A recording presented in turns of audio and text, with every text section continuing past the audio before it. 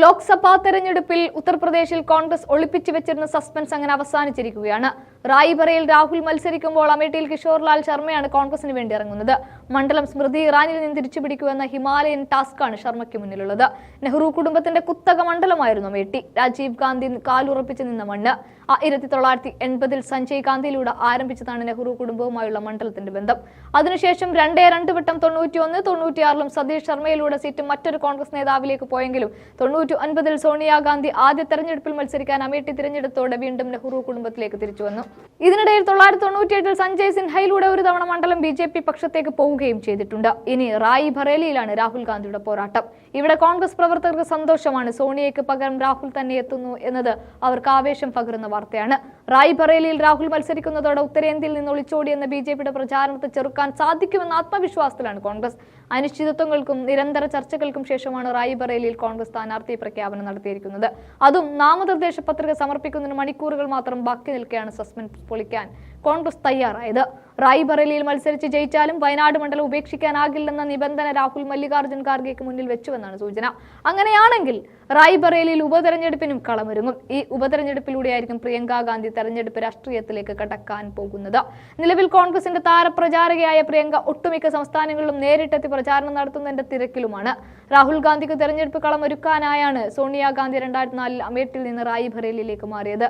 തന്റെ ആദ്യ തെരഞ്ഞെടുപ്പായ 2004-ൽ രാഹുൽ ഗാന്ധി നേടിയത് 3,90,179 വോട്ടാണ്. 66.18% വോട്ട് വിഹിതം. രണ്ടാം സ്ഥാനത്തെത്തിയ BSP 99,326 വോട്ട് നേടി. മൂന്നാം സ്ഥാനത്തെത്തിയിരുന്ന BJPക്ക് ലഭിച്ചത് വെറും 55,438 വോട്ട്.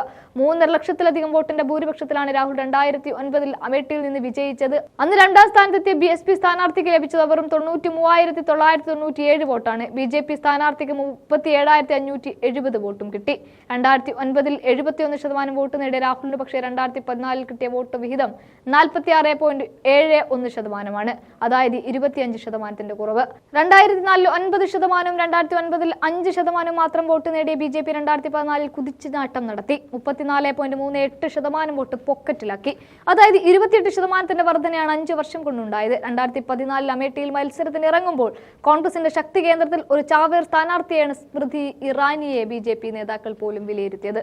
ആ തെരഞ്ഞെടുപ്പിൽ 4,08,651 വോട്ടാണ് രാഹുൽ ഗാന്ധി അമേഠിയിൽ നേടിയതും. സ്മൃതി ഇറാനിക്ക് ലഭിച്ചത് 3,07,048 വോട്ട്. ഭൂരിപക്ഷം 1 ലക്ഷമായി കുറഞ്ഞപ്പോൾ കോൺഗ്രസ് അപകടം തിരിച്ചറിയേണ്ടതായിരുന്നു.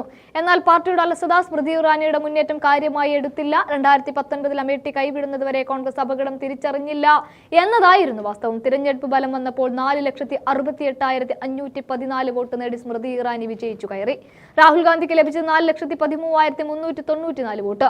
സ്മൃതി ഇറാനിക്ക് 49.71% വോട്ട് ലഭിച്ചപ്പോൾ രാഹുലിന് കിട്ടിയത് 43.84% വോട്ട് മാത്രമാണ്. എന്തായാലും ഈ തെരഞ്ഞെടുപ്പിൽ SP കോൺഗ്രസിനൊപ്പം ശക്തമായി നിൽക്കുന്നത് കൊണ്ട് തന്നെ സ്മൃതി വീഴുമെന്ന് കോൺഗ്രസ് ഉറച്ചു വിശ്വസിച്ചിരിക്കുകയാണ്.